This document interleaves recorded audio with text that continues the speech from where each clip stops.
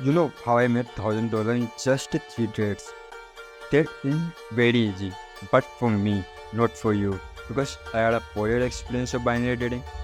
In this video, we are talking about 2 strategies. Second strategy accuracy is unbelievable. We start with strategy 1. If this candle closes in red, I go for up trade. As you can see, I take trade for up direction because of FFLC. This is simplest strategy ever. Just check last 4 candles. Like green, red, green, red. Next candle will be green. Check another example for this strategy. Yeah, there is our strategy.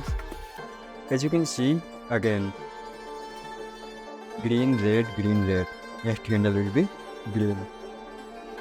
That is one of the best strategy for beginners. You can simply follow this pattern and earn money easily. Now move on second strategy. That is little complex strategy, but I can explain you in simple words. There is strategy called Magic V. According to name, you just check V pattern on the chart. When V pattern is complete, go for down trade.